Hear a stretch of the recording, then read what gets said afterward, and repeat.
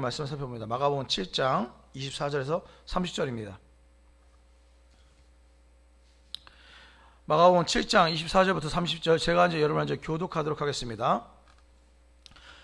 제가 먼저 읽습니다. 예수께서 일어나사 거기를 떠나 두로 지방으로 가서 한 집에 들어가 아무도 모르게 하시려 하나 숨길 수 없더라.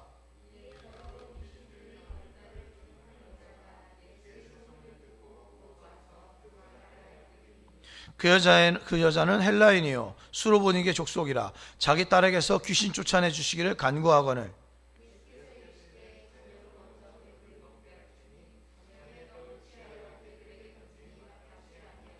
여자가 대답하여 이르되 주여 올소이다마는 상아래 개들도 아이들이 먹던 부스러기를 먹나이다.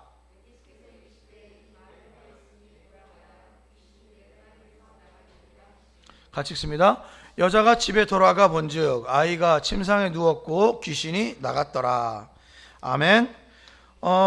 저는요 가끔 궁금해요. 저는 진짜 궁금합니다. 제가 어제도 어떤 친구가 저한테 목사님은 어떤 친구가 묻기를 중학생인데 저한테 이렇게 묻더라고요. 목사님은 성경 전체에서 어떤 누구를 제일 좋아하냐고 묻더라고요. 에스더 얘기를 하다가 갑자기 나온 질문인데 중학생이랑 저 에스더 얘기를 했었어요. 근데 그 친구가 저한테 묻더라고요. 목사님은 성경 전체에서 누구를 가장 좋아하냐고. 그래서 예수님 그러니까 걔가 이렇게 웃더니 그 다음은요. 그래서 그 다음은 바울 이렇게 얘기를 했어요. 저는 가끔 궁금해요. 무엇이 궁금하냐면 성경 전체에서 가장 믿음이 좋은 사람이 누굴까? 여러분 성경 전체에서 누가 가장 믿음이 좋은 것 같아요? 표현하자면 믿음의 조상이라고 불리는 아브라함이라고 생각하는 사람도 있을 것 같아요. 여자가 난 자 중에서 가장 위대한 사람이라고 불렸던 사람이 누구죠? 세례 요한. 여자에게서 난 자 중에서 가장 위대한 사람이라는 세례 요한. 또 이스라엘 중 아무에게도 이만한 믿음을 보지 못하였다라 극찬을 받았던 백부장. 로마 군인이었죠. 백부장이었어요. 저는 이런 사람들이 진짜 신앙이 엄청 좋았다고 생각합니다.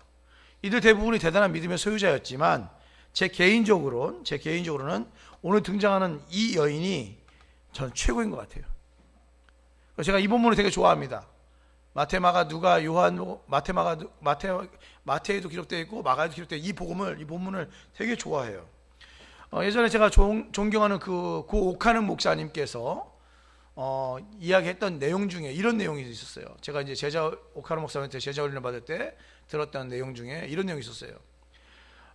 살다 보니까 그래도 오카는 목사님 말씀하시니까 되게 파워풀하죠. 살다 보니까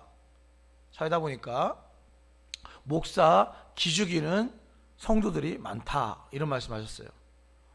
저는 이제 오카는 목사님을 보면서 늘 기가 죽었었는데 그분이 그렇게 말씀하시니까 엄청 이게 의미가 있더라고요. 목사 기죽이는 성도들이 많다. 저희 교회에도 목사 기죽이는 성도들이 많이 있는데 오늘 본문에 나오는 이 여인이야말로 진짜 목사 기를 죽이는 성도가 아닌가 저는 그렇게 생각합니다. 본문 한번 보시죠. 24절입니다. 예수께서 일어나사 거기를 떠나 두로 지방으로 가서 한 집에 들어가 아무도 모르게 하시려 하나 숨길 수가 없었다. 거기를 떠났다. 이 거기는 어디냐면 유대 지역이죠. 유대 지역. 근데 그 유대 지역을 떠났다는 말입니다. 그리고는 어디로 갔냐면 두로라는 곳을 갔대요. 두로. 성경에 보면은 예언서에 예언서에 보면은 많이 나오는 두로와 시돈, 이게 짝을 이뤄서 이야기하는데 두로 지역과 시돈 지역을 많이 이제 뭐라고 합니다. 성경에서 선지자들이 뭐라고 하는데 이 두로와 시돈 지역은 그 유대인의 입장에서 봤을 때 악명 높은 지역이었어요. 유대인의 입장에 봤을 때 악명 높은 지역. 그래서 유세푸스는 뭐라고 하냐면 두로는 악명 높은 가장 무서운 적들이다라고 역사가 유세푸스는 이야기를 한 적이 있습니다. 그 지역, 그러니까 적이에요. 적지예요. 적지. 유대인 입장에서 적지로 간 것입니다. 왜 그런지는 정확하게 알 수 없지만 예수님은 아무도 모르게 하시려 했다. 성경에 보니까 아무도 모르게 하시려 했다라고 기록하고 있어요. 이것은 아무도 모르게 한 이유는 무엇일까 가만히 생각해 보면 이것은 아마 예수님이 쉬려고 했던 것 같아요. 재충전하려고 했던 것 같아요. 수도 없이 많은 사람들이 예수님을 쫓아다녔기 때문에 예수님이 좀 약간 재충전하려고 두로 지방으로 갔던 것 같습니다. 그러나 숨길 수가 없었다라고 24절은 이야기하네요. 자, 25절 26절 보시죠. 이에 숨길 수가 없으니까 사람들이 많이 몰려왔겠죠. 그 중에 한 여자예요. 이에 더러운 귀신 들린 어린 딸을 둔 한 여자가 예수의 소문을 듣고 곧 와서 그 발 아래 엎드리니, 이 여자는 헬라인은 지금의 그리스인입니다. 그 다음에 헬라인은 성경에 헬라인이라고 표현하는 건 이방인이다, 이 얘기, 이방인이다 이야기입니다. 그래서 약간 대조되죠. 헬라인과 유대인 이렇게 나옵니다. 이방인과 유대인 이렇게 할 때 헬라인이라고 써요. 수로보니게 족속이라 자기 딸에게서 귀신 쫓아내 주시기를 간구했다. 그 발 아래에 엎드렸다. 그 당시 문화 관습상 어떤 사람이 다른 사람의 발 아래 엎드리는 것은 이런 고백입니다. 나는 아무것도 아닙니다 라는 고백이에요. 나는 아무것도 아닙니다. 당신이 하라는 대로 다 하겠습니다. 나의 삶을 당신에게 맡깁니다. 당신이 하라는 대로 하겠습니다. 이런 고백입니다. 이 고백이란, 이 엎드린다는 것에서 나온 단어가 있는데, 그 단어가 뭐냐면 예배예요. 예배라는 단어가 엎드림이라는 단어에서 나온 거예요. 예배라는 단어가 엎드린다에서 나왔습니다. 이 엎드림과 관련된 단어입니다. 예배는 물론 엎드림 말고 다른 단어가 또 있어요. 예를 들면 찬양한다는 의미도 있죠. 찬양한다, 엎드린다, 이런 것들이 갖고 있는 단어 중에 하나가 예배라는 단어입니다. 우리가 어떤 상황, 어떤 고난, 어떤 환경이라도 하나님 앞에서 내 전 존재, 나의 삶, 이런 것들은 아무것도 아닙니다, 당신께 모든 것을 의뢰합니다 라고 이제 의뢰합니다 라고 의지할 때, 맡길 때, 다른 말로 그것을 우리가 믿음이라고 말하는데, 그럴 때 당신의 처분대로 하십시오 라고 엎드리는 것, 이것을 예배다 라고 하는데, 이런 의미에서 예배라는 단어가 나왔다. 중요하죠. 이 여인의 행동, 엎드리는 행동은 그런 의미에서 중요합니다. 이런 단어를 제의적 용어라고 그래요. 제의적 용어, 표현하자면 제사와 관련된 단어다, 이런 뜻이에요. 제사와 관련된 의미입니다. 그 성경은 하나님에 관련된 단어들이 있어요. 하나님과 관련된 단어들. 그리고 성경은 제사와 관련된 단어들도 있죠. 근데 이런 표현들은, 이 여인이 엎드렸다, 그냥 가서 엎드린 건데, 그 행동을 성경 기자는 이 여자가 일종의 표현하자면, 이 단어는 제사 때 쓰는 단어인데, 제의적 예배 때 쓰는 단어인데, 그것을 차용해가지고 그 단어를 거기다 넣어버리죠. 우리 가끔 그런 단어 쓸 때 있어요. 언제 우리가 가끔 기독교적 용어를 쓸 때가 있죠? 어제 우리 그 중학생 그 친구가 저한테 묻더라고요. 목사님, 그래서 나한테 묻더라고요. 목사님, 그 히브리어로 건이가 물었나? 둘 중에 히브리어로 안녕하세요가 뭐예요? 이렇게 묻더라고요. 그지? 저기 찬음이가 물었지? 히브리어로 안녕하세요 뭐냐 묻길래 내가 안녕? 샬롬? 이렇게 얘기를 했어요. 그러니까 애들이 샬롬이라는 단어를 많이 아는데 샬롬이 어떤 의미인지 잘 몰라가지고 내가 샬롬이라니까 애들이 좀 많이 놀라더라고요. 그래서 히브리어로 샬롬이 이제 안녕하세요인데, 우리 가끔 이럴 때 있지 않아요? TV를 보다 보면 가끔 그럴 때 나와요. 제가 이제 가끔 이제 저 사람이 기독교인인지 아닌지 아는 단어는 뭐냐면, 무슨 얘기하다가 이것이 충만하길 바랍니다 이렇게 얘기하는 사람들이 있어요. 충만이라는 말은 우리가 잘 안 쓰는 말이잖아요. 충만은 어디서 쓰죠? 기독교 용어잖아. 그리고 그게 은혜가 돼요 이렇게 얘기하는 사람들이 있어요. 말하다가 중간중간에 은혜가 돼요 이렇게 말하는 사람이 있어요. 그 은혜라는 말도 일반 사람들이 잘 안 쓰는 말인데 우리가 쓰는 말이죠. 감사하죠. 그 말도 평상시는 다른 사람 안 쓰는데 우리가 이제 감사하죠라는 단어를 쓰죠. 기독교 저자도, 이 성경 저자도 그런 단어들이 넣어놨어요. 그 제의적 용어를 하는데, 제사를 할 때 쓰려는 단어들, 예를 들면 엎드림이라는 단어는 그런 의미의 단어입니다. 이 여자가 그래서 그렇게 엎드렸다는 거예요. 이 사람의 정체성을 잠깐 살펴봅니다. 이 사람은 여인이었어요. 성경에서 여인이었다는 것은 참 중요한, 이제 우리에게 많은 단서를 제공합니다. 그리고 이 여인은 헬라인이었다라고 성경 기록하고 있어요. 여인이었고 헬라인이었다. 완벽하게 이방인이었다는 거죠. 그리고 수로보니게 족속이다 이 말이 나와 있는데, 수로보니게가 뭐냐면, 수로보니게는 두 단어가 합친 단어예요. 하나는 수리아, 그 다음에는 베니게. 수리아 지역의 베니게 지역, 수리아라는 어떤 나라의 베니게 지역이죠. 그런 뜻입니다. 표현하자면 우리 대전 사람 이런 뜻이에요. 대전 사람인 것처럼 수로보니게는 수리아, 베니게 이렇게 합친 단어입니다. 물론 당연히 유대인에게 있어서 악명 높은 지역이었다는 거예요. 27절 보시죠. 예수께서 이르시되 자녀로 먼저 배불리 먹게 할지니 자녀의 떡을 취하여 개들에게 던짐이 마땅치 아니하니라.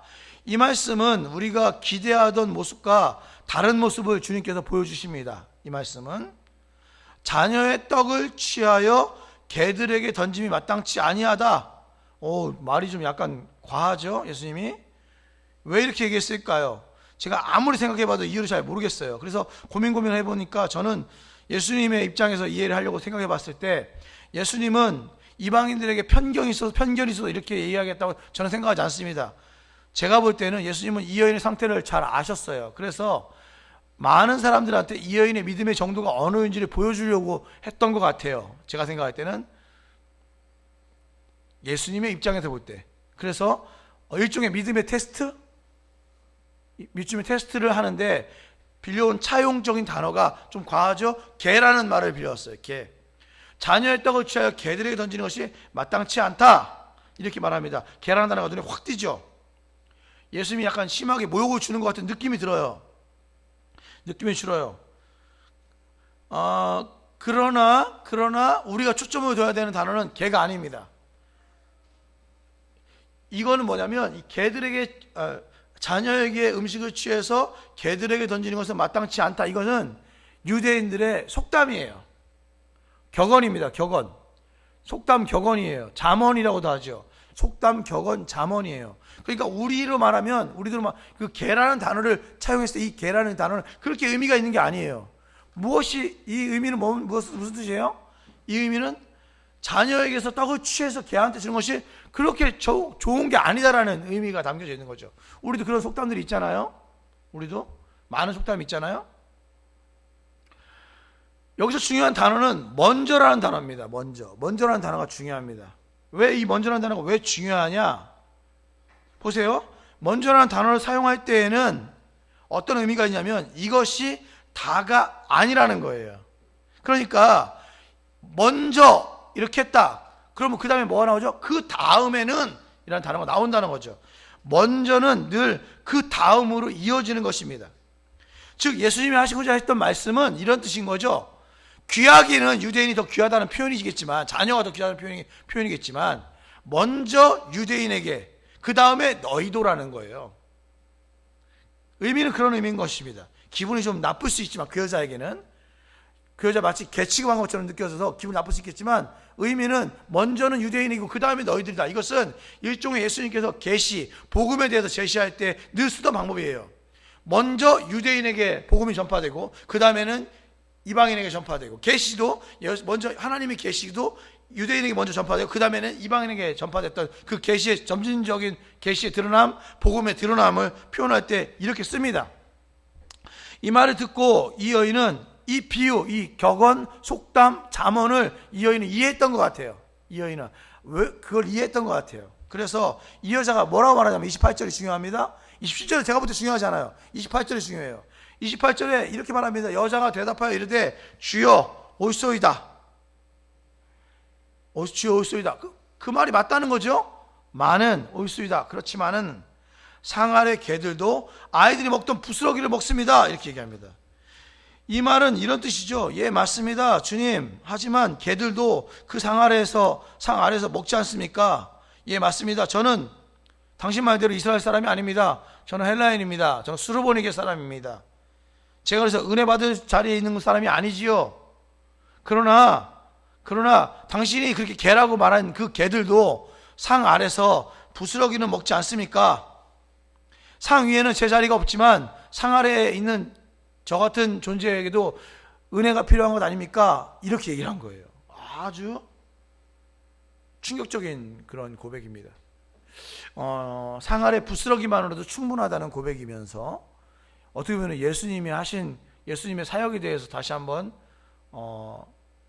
정확하게 예수님이 무슨 일을 해야 되는지, 그리고 우리에게는 우리의 실존, 우리는 어떤 정체성을 가지고 있고 우리가 무슨 은혜를 받아야 되는지를 정확하게 표현하는 아주 충격적인 그런 고백이라고 저는 생각합니다. 제가 그래서 이 구절 때문에 이 여인을 너무 좋아해요. 저는요. 계속해서 29절 39절에는 예수께서 이르시되 이 말을 하였으니 돌아가라 귀신이 내 딸에게서 나갔느니라 하심에 30절 여자가 집에 돌아가 본즉 아이가 침상에 누웠고 귀신이 나갔더라. 주님이 하신 말씀을 보고 30절에 보면은요 재밌는 게 이 여인이 예수님을 모시고 가지 않습니다. 야이로 회당장 야이로는 예수님을 모시고 집으로 가지요. 그죠? 근데 이 여인은 대단한 믿음의 소유자였던 것 같아요. 이 여인은 예수님이 집에 가라, 네 딸이 나았다 그러니까 그냥 집에 가요. 예수님 모시고 가지 않고 혼자 갑니다. 갔더니 귀신이 나간 아이가 침상에 누워 있는 거예요. 귀신이 나갔다. 진짜 멋진 믿음의 여인인 것 같습니다. 귀하죠? 귀한 메시지죠. 이런 메시지 하나만 우리가 잘 잡고 있어도 평생 사는데 아주 도움이 될 귀한 메시지인 것 같습니다. 그리고 이 여인에 대해서 이 여인은 엄청난 믿음의 소유자인 것 같아요. 그렇다면 이 여인의 믿음의 수준이 어느 정도인지 조금 더 깊이 한 걸음 더 나아가는 설교, 한 걸음 더 나아가는 설교를 드리자면 이 여인은 여자였다는 거예요. 여자. 당신은 여자라는 것 자체로 큰 고난을 의미했습니다. 뿐만 아니라 여인은 헬라 이방인이었어요. 심지어는 유대인들이 원수로 봤던 수로보닉의 사람이었습니다. 이런 표현들을 통해서 알 수 있는 것은 무엇을 알 수 있습니까? 이 여인은 하나님의 은혜와는 아주 먼 거리에 있었던 사람이라는 것을 알 수 있어요. 하나님의 은혜와는 아주 먼 곳에 있었던 여인이었다. 여인이며 이방인인 심지어는 수로보닉의 여인이었던 이 여인에게 귀신 들린 딸이 있었습니다. 귀신 들린 딸을 지켜보는 것은 생각보다 힘든 일이지요. 감당할 수 없는 큰 무게와 짐이 그 이 여인에게 덮쳤을 것입니다. 딸의 치유를 위해서 많은 수고와 노력을 했을 거예요. 그리고는 소문을 들었겠죠. 유대인이라는 메시아 예수에 대한 소문을 들었겠죠. 이 여인은 예수의 소문을 듣고 그 예수 앞에 나아갑니다. 그리고는 외칩니다. 마태복음에는 주님 다윗의 자손이요, 주 다윗의 자손이요 이렇게 불러요. 이 다윗의 자손이라는 말은 지난번에 얘기했던 인자랑 같은 의미예요. 이것은 당신은 하나님의 아들입니다라는 표현이고 메시아입니다라는 표현이에요. 당신 메시아입니다라는 표현이에요. 아니 하나님의 아들이라는 표현은 좀 그렇네요. 메시아입니다라는 표현이에요. 여러분 다 아시죠?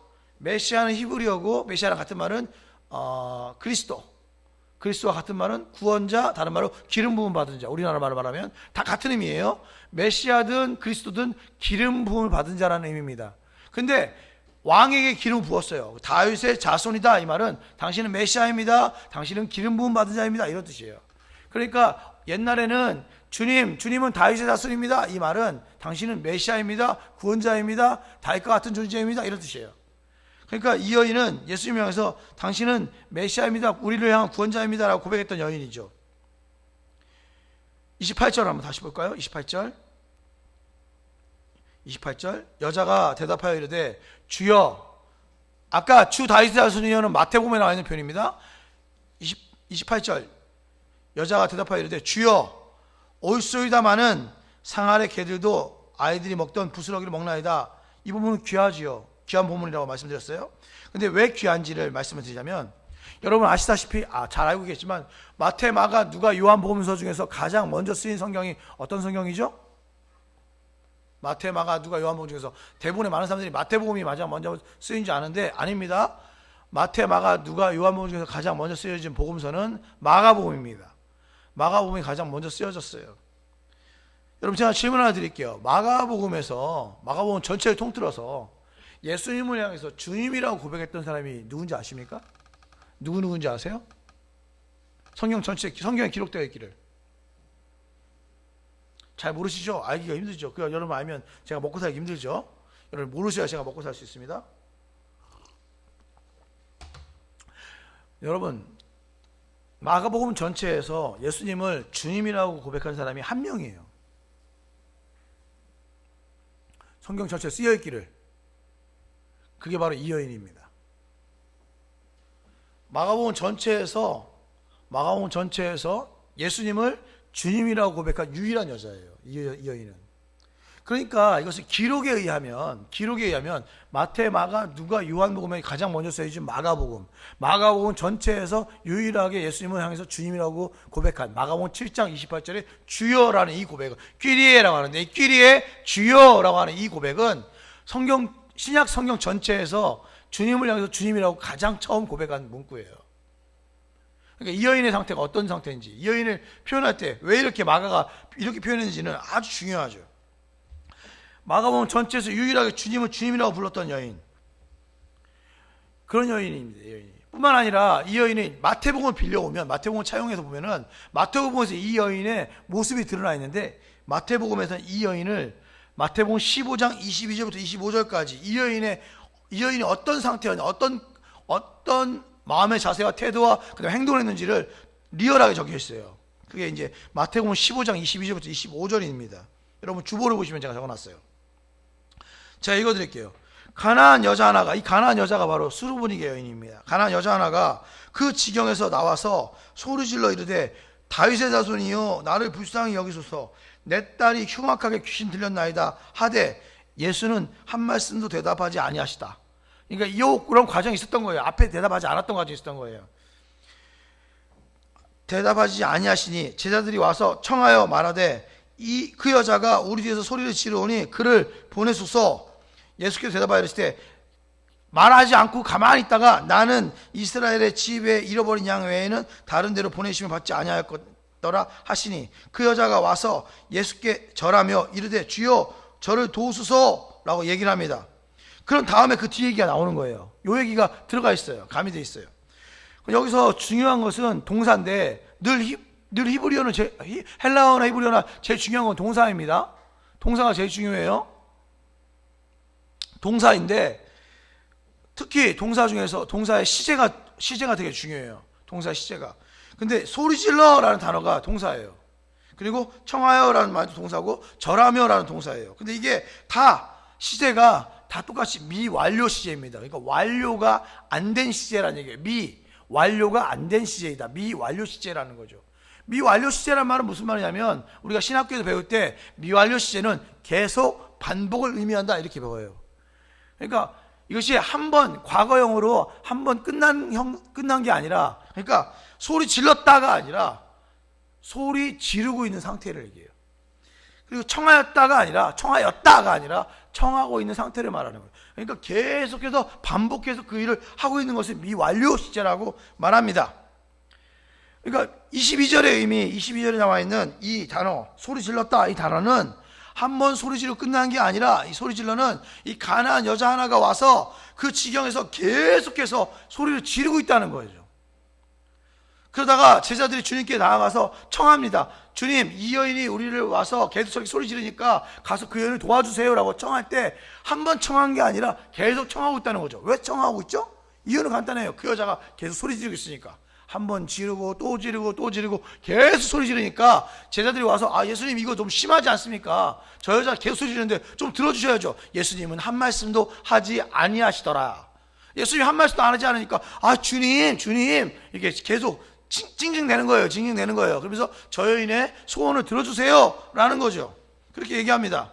청하여 말하는 거죠. 우리 뒤에서 저렇게 소리 지르는 저 여인을 보시고 그 여인에게 잘 처리해 주시고 그 여인을 보내주세요. 시끄러우니까. 그런 의미예요.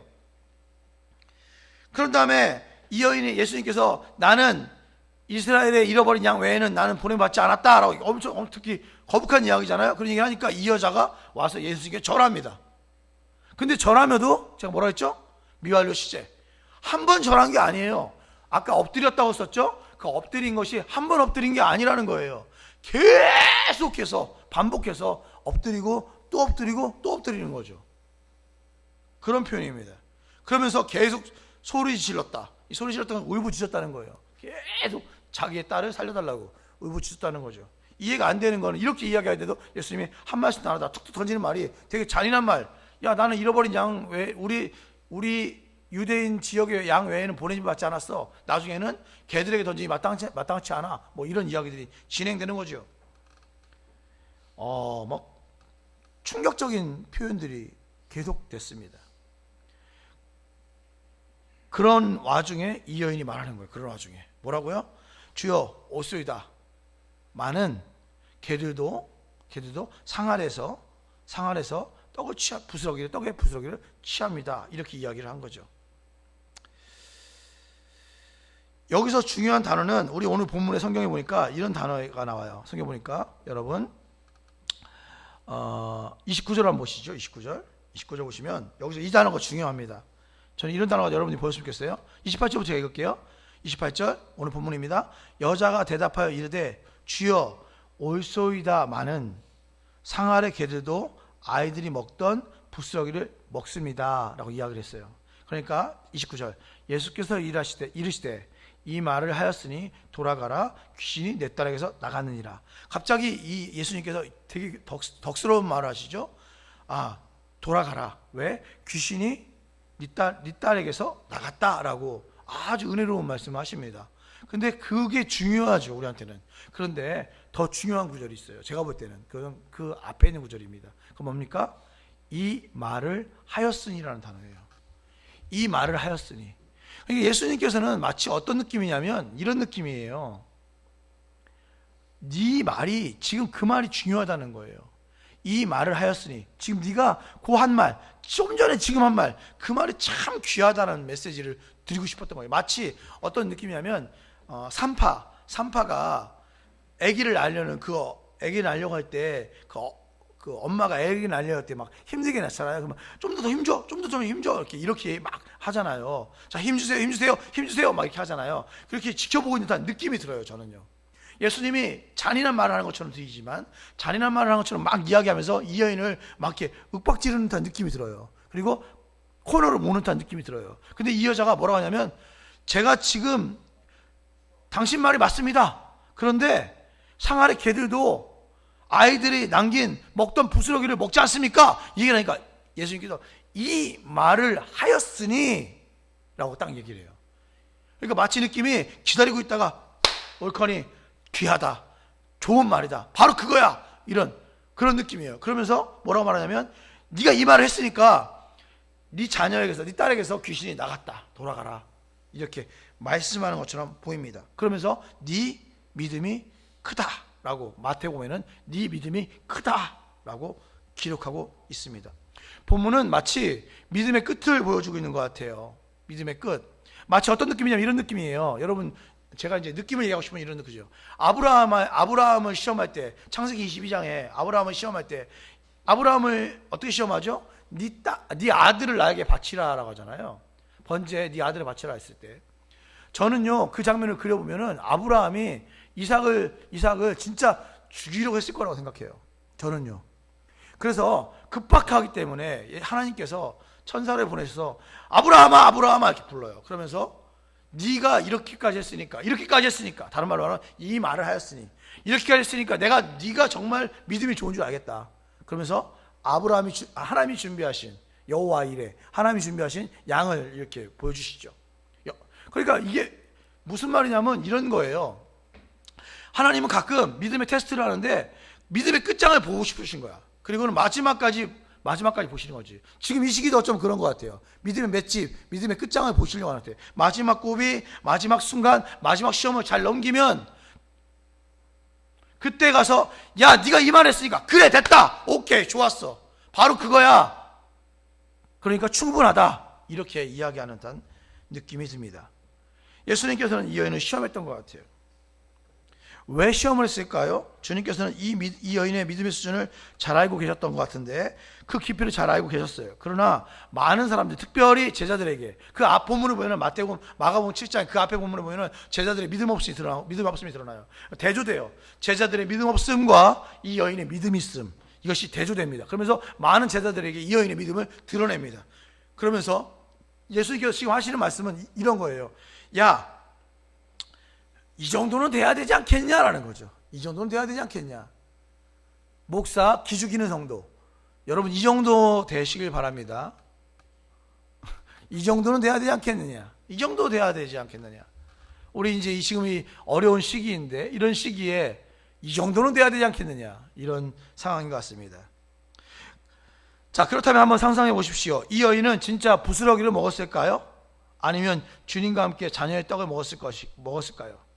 그렇죠? 이 여인은 주님과 함께 자녀의 떡을 먹었습니다.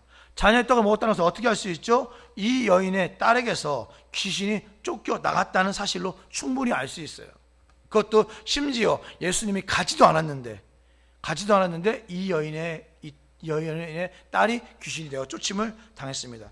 자녀의 떡을 같이 먹었다면 이 표현은 어떤 의미가 있을까요?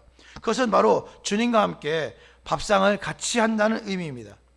즉 이방인에게도 구원의 복음 예수 그리스도라는 떡이 주어졌으며 그 떡을 같이 먹게 되었다는 것을 의미합니다. 이방인들도, 개취급받았던 이방인들도 같이 예수 그리스도라는 떡을 먹을 수 있는 상황이 되었다는 것을 의미하는 거죠. 결국 로마서의 표현으로 말하면 하나님의 백성이 아니었던 사람들이 하나님의 백성으로, 하나님의 자녀가 아니었던 사람이 하나님의 자녀가 되는 그런 놀라운 은혜가 있었던 거죠.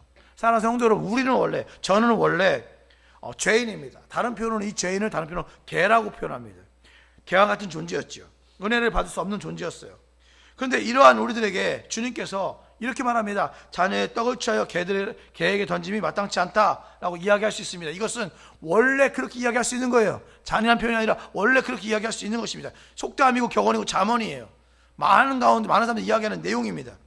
그렇게 말하는 것이 원래는 당연합니다. 그때 저도 이 여인처럼 대답할 수 있었으면 좋겠습니다. 주여, 옳소이다. 맞습니다. 이게 뭐냐면 너는 죄인이다 라고 말할 때 주여, 맞습니다 라고 얘기하는 거 똑같은 내용이에요. 너는 죄인이다. 그렇습니다. 주님, 저는 죄인입니다 라고 말하는 거죠. 그러면 이 고백이 끝나기가 무섭게, 그래 좋습니다. 저는 죄인입니다. 그래도 나 같은 죄인 살리신 주의 은혜가 너무 놀라운 것 아닙니까? 라고 고백할 때 대구가 그래, 네 말이 맞다. 넌 정말 멋지게 네가 이 말을 하였으니까 나중에 네 믿음이 크다 라고 이야기하는 거죠. 이 말은 표현해 주는 거예요. 주님께서 자녀의 떡을 개들에게 주기 마땅치 않다. 너는 죄인이다. 그러면 우리는 그렇습니다. 저는 개와 같습니다. 저는 죄인입니다. 그럼 주님이 네 믿음이 크다. 이런 패턴인 거예요.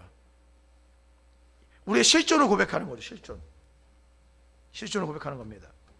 원래는 우리가 다 죄인이지만 주님의 자녀가 되는 것, 주님의 자녀가 된다는 말은 다른 말로 말하면 주님과 겸상한다는 거죠. 겸상.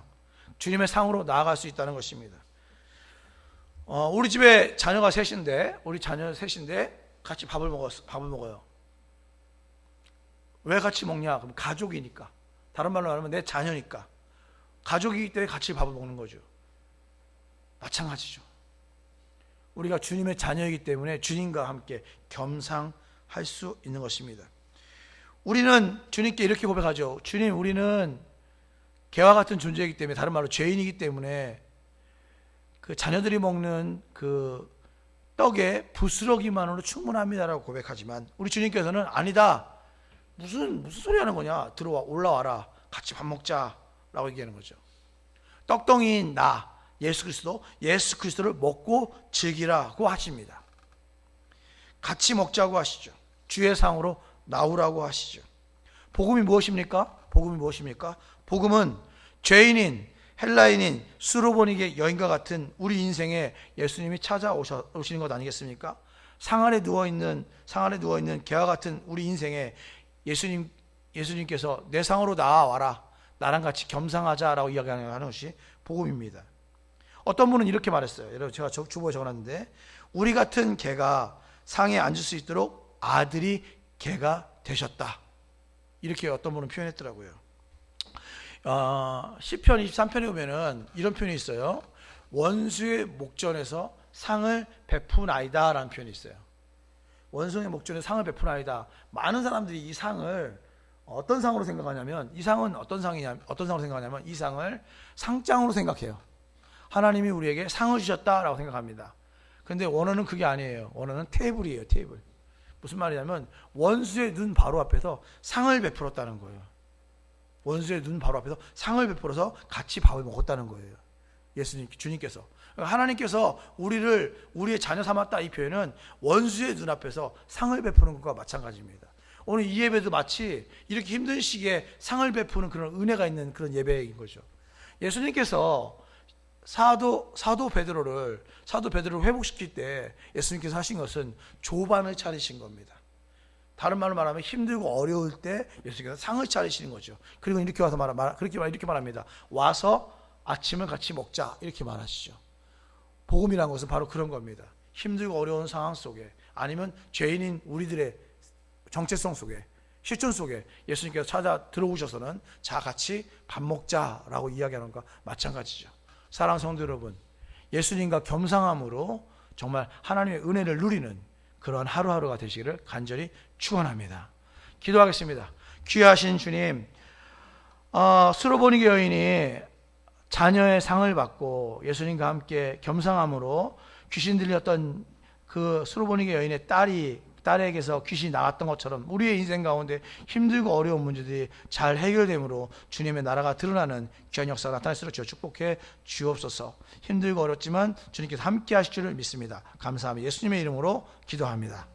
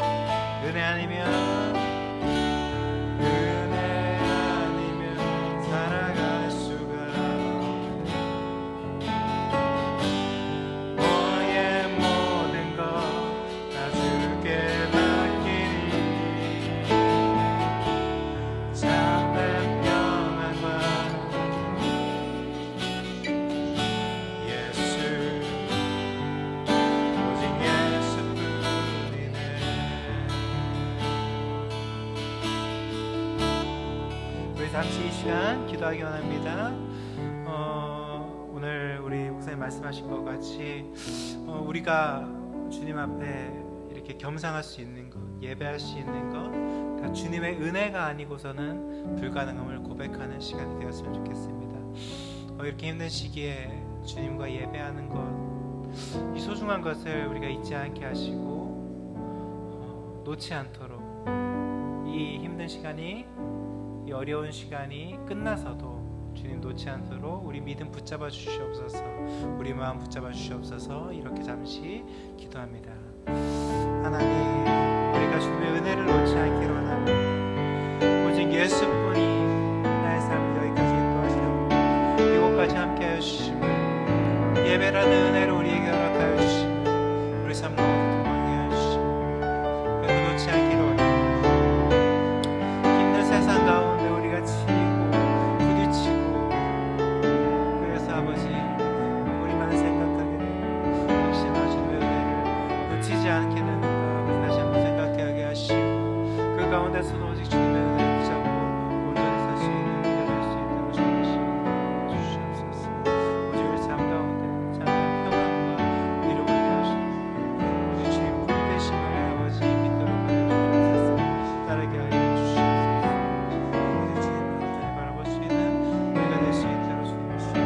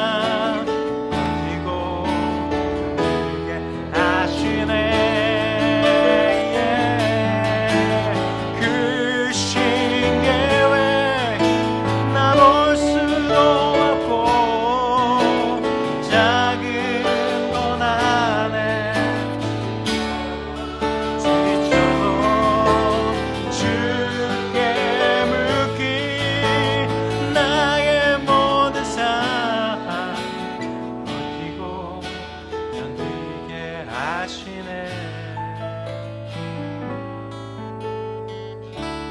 은혜 아니면 살아갈 수가 없네. 나의 모든 것 다 주께 맡기리. 참된 평안과 위로 내게 주신 주 예수, 오직 예수뿐이네.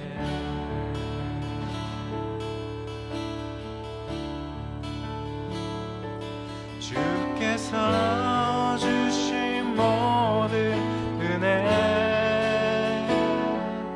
나는 말할 수 없네. 내 영혼 즐거이 주 따르렵니다. 삶들이 주께서 주신 모든 은혜, 나는 말할 수 없네. 내 영혼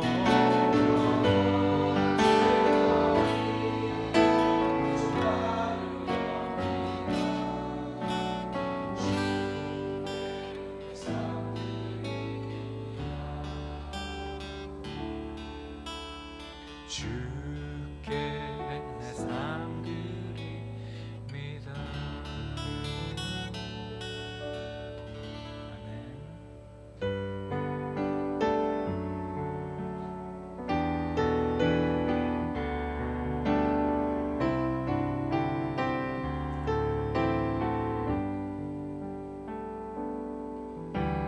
주 나의 모습 보네. 상한 나의 맘 보시네. 주 나의 눈물 안에 홀로 울던 맘 아시네. 주 사랑 내게 있네.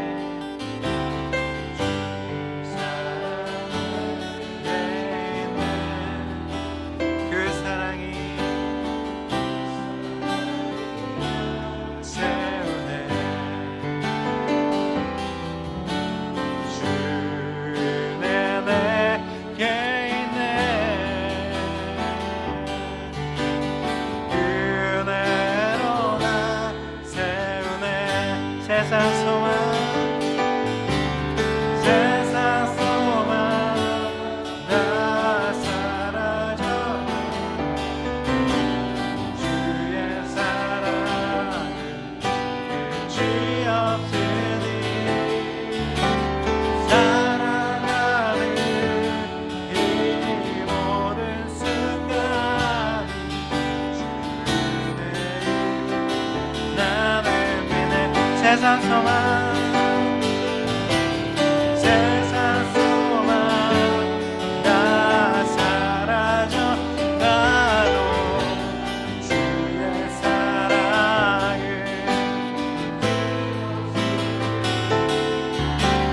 살아가는 이 모든 순간이 은혜의 왜 우리 목소리 높여 세상 소망 다시 찬양합니다. 세상 소망 다 사라져가도 주의 사랑은 주의 없으니 살아가는 이 모든 순간이 주의 힘을 나를 믿네. 세상 소망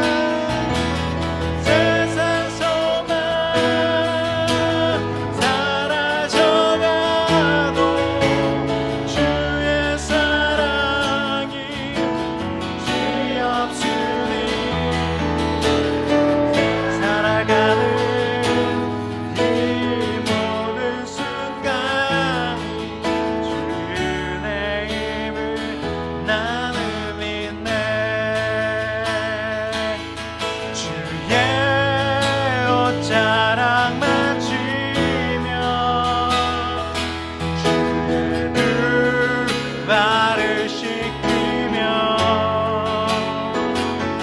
주님 그 발에 입 맞추며 나의 왕관을 올리 주의 옷자락 만지며 주의 두 발을 씻기며 주님 그 발에 입 맞추며 나의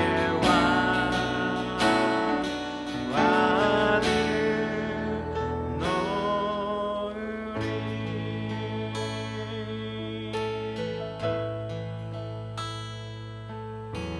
주 발 앞에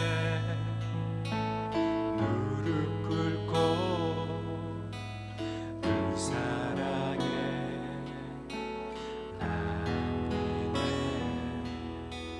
어떤 말도 어떤 소리도 그 발 앞에서 잠잠해지네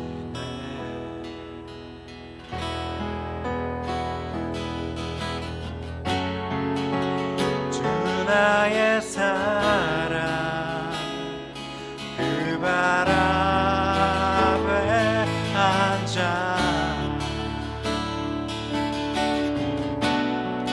내 모든 기도는 사랑의 노래가 되네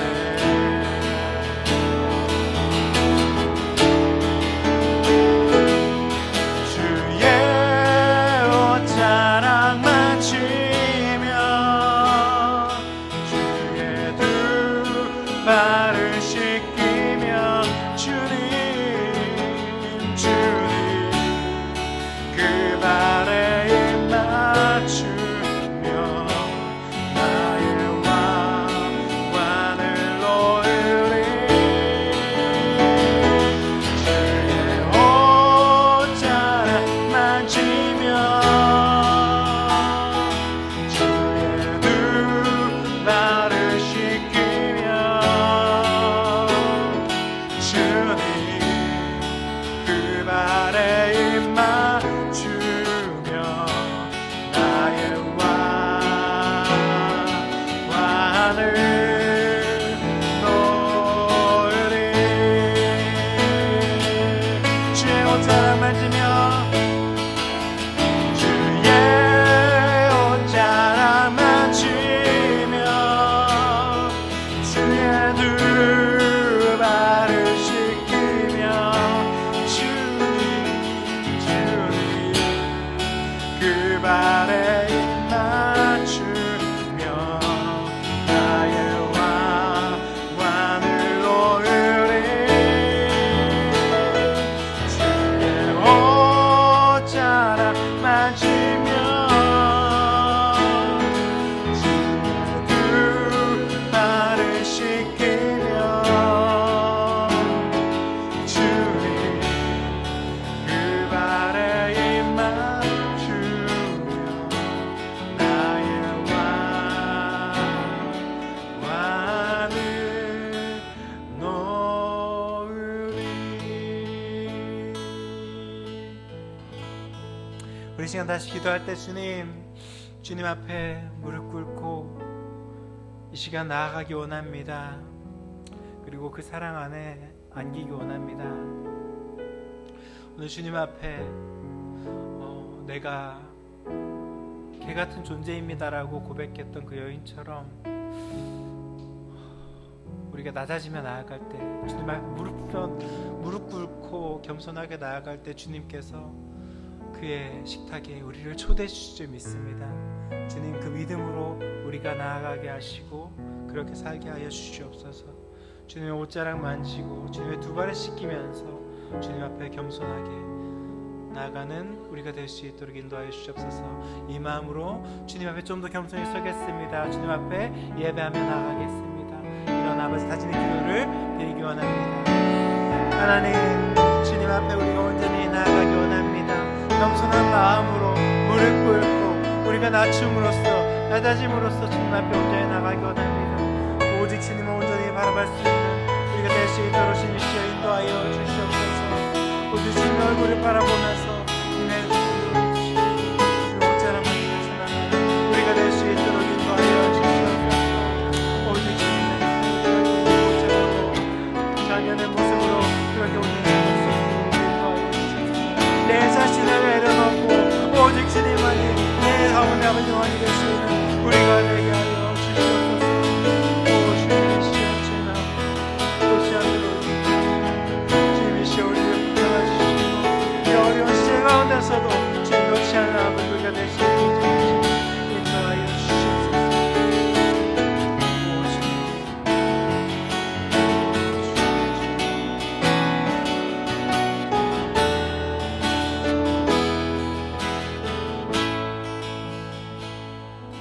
주의 옷자락 만지며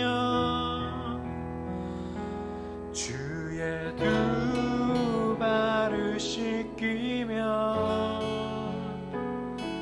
주님 그 발에 입 맞추며 나의 왕관을 놓으리. 주의 옷자락 만지며 주의 두 발을 씻기며 주님 그 발에 입 맞추며 나의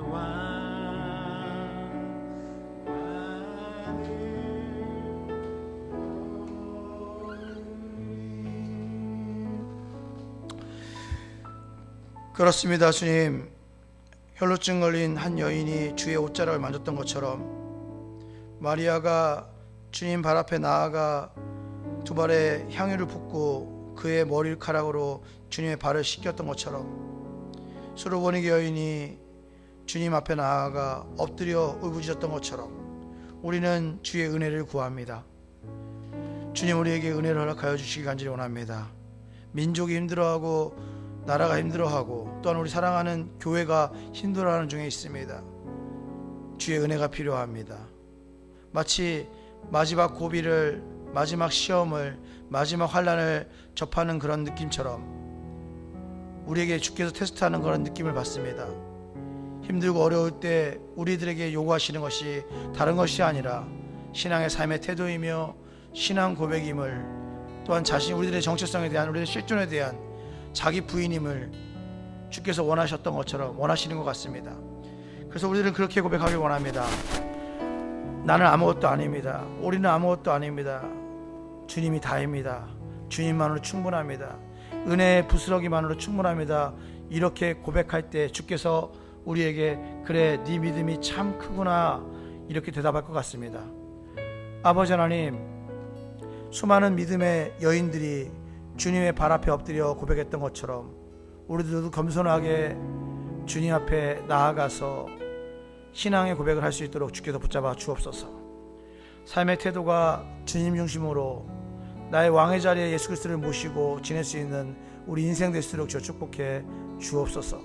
어느 위치에 있든지 간에 어느 자리에 있든지 간에 주님의 나라와 주님의 영광을 드러내는 데 부족하지 아니하며 특별히 기독교인으로서 성실하며 기독교인으로서 모든 문제에 대해서 기도하면서 살아갈 수 있는, 믿음의 덕을 볼 수 있는, 특별히 빛과 소금 역할을 감당할 수 있는 우리 교회 각 교인들 다 될수록 주께서 축복의 시 붙잡아 주시고 역사에 주옵소서. 그래서 우리가 다시 얼굴 보고 맞대고 예배할 때는 기쁨으로 예배하게 하시고 축제가 되고 감동이 되는 그런 예배를 드릴 수 있도록 주께서 붙잡아 주옵소서. 그 은혜의 자리에 주께서 늘 동행해 주옵소서. 그런 마음 있게 하여 주옵소서. 감사합니다. 예수님의 이름으로 기도합니다. 이제는 우리 주님 예수 그리스도의 은혜와 그 크신 하나님 아버지의 사랑하심과 성령 하나님의 감화감동 역사하심이 주님의 존전에 엎드려 저는 아무것도 아닙니다 라고 고백하는 사랑하는 성도님들 머리 위에 이제로부터 영원까지 함께 있을지어다. 아멘.